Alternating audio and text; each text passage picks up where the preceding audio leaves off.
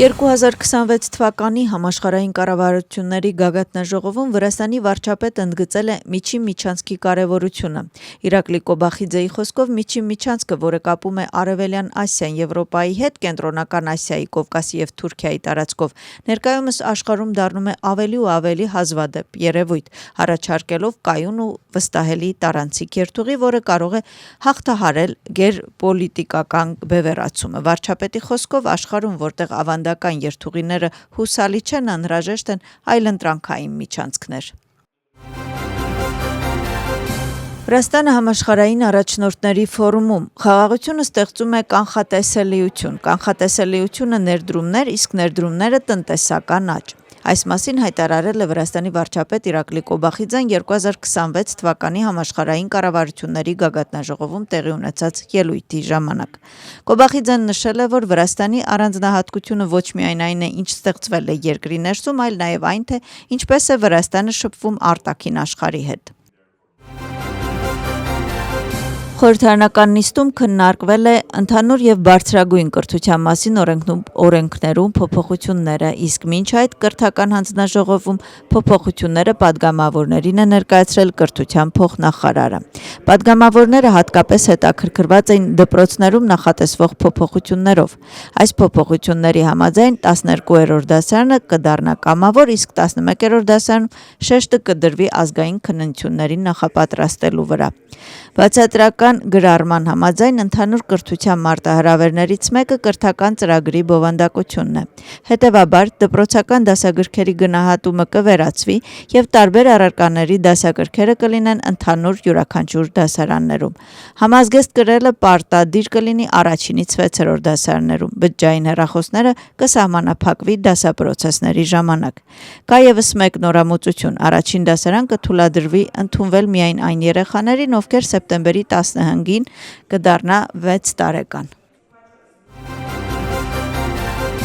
Այսօր լիագումար նիստում նախատեսվում է առաջին ընթերցմամբ քննարկել դրամաշնորհների և քաղաքացիների քաղաքական միությունների մասին օրենքներում փոփոխությունները։ Օրենսդրական նախաձեռնությունը պարզաբանում է դրամաշնորհի հասկացությունը, որոնք օգտագործվում են կամ կարող են օգտագործվել Վրաստանի կառավարության, պետական հաստատության կամ հասարակության որևէ մասի որևէ ազդեցության գործադրելու վրա, ինչպես նաև օտարերկրյա կառավարության կամ օտարերկրյա քաղաքական կուսակցության շահերից բխող գործունեությունը։ Բացի այդ, սահմանափակվում է քրեական պատասխանատվություն և արտաքին լոբինգը դառնում է պատժելի։ Ինչ վերաբերում է քաղաքացիների քաղաքական միությունների մասին օրգանական օրենքին, ապա փոփոխության համաձայն այս կազմակերպություններում աշխատող անձին, որը իր ֆինանսավորման ավելի քան 20% ստանում է արտասահմանից, արգելվում է անդամակցել քաղաքական կուսակցությանը 8 տարի ժամկետով։ Բողոքի ցույց խորհրդարանի մոտակայքում հանրահավաքին մասնակցել է նաև ազգային շարժման կուսակցության ներկայացությունը։ Բողոքում են օրենսդրական նախաձեռնությունների դեմ, որոնք ներառում են ընդհանուր կրթության և բարձրագույն կրթության մասին օրենքում փոփոխությունները, ինչպես նաև կուսակցական գործունեության և քաղաքական գործունեության վերաբերյալ օրենքների ընդունումը։ Հանրահավաքի մասնակիցների խոսքով նոր օրենքների նպատակն է ճնշել ազատ կամքը։ Հանրահավաքի ժամանակ Զուրա Մանչխաշվիլին, ով դատապարտվել էր 5 օրվա ազատազրկման հետիոտնային անցման վրա կանգնելու համար, հանձնվել է ոստիկանությանը։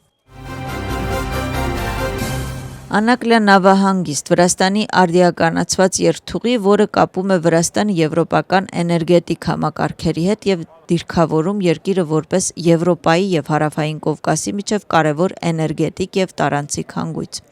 Իր ելույթի ընթացքում Վրաստանի վարչապետը խոսել է այս կարևոր հարցի մասին։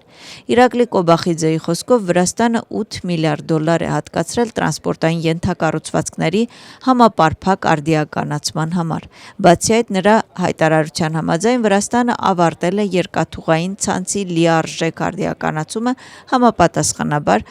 թողունակությունը կրկնապատկվել է, իսկ տարանցման ժամանակը կրճատվել է։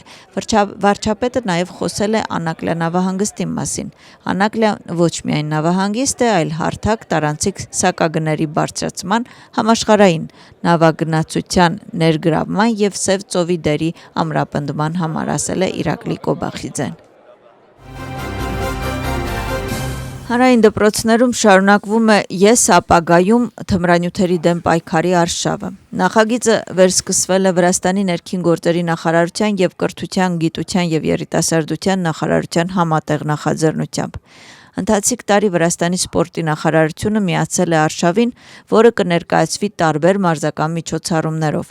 Արշավի երկրորդ փուլի շրջանակներում իրավապահ մարմինների աշխատակիցները և դպրոցական ռեսուրսների ծառայության ներկայացուցիչները տեղեկատվական հանդիպումներ կանցկացնեն Վրաստանի 6 շրջանների 6-րդից 9-րդ դասարանցիների հետ։ Հանդիպումները նախատեսված են Վրաստանի բոլոր շրջանների համար։ Այս տարի թմրանյութերի դեմ պայքարի արշավը կընդգրկվի ընդհանուր առմամբ 100 հանրային դպրոց։ Սամեգրելոս շրջանի Զուգդիդի քաղաքում բացվել է ներքին գործերի նախարարության պարեկային ոստիկանության դեպարտամենտի միասնական սպասարկման կենտրոն։ Նպատակն է ներքին գործերի նախարարության կառուցվածքային ստորաբաժանումների հզորացումը, ինչպես նաև քաղաքացիների ոստիկանական ծառայություններին հասանելիությունը հետագայում բարձրացնելու նպատակով։ Քաղաքացիները հնարավորություն կունենան մեկ տարածքում ստանալ մինչև 50 ոստիկանական ծառայություն։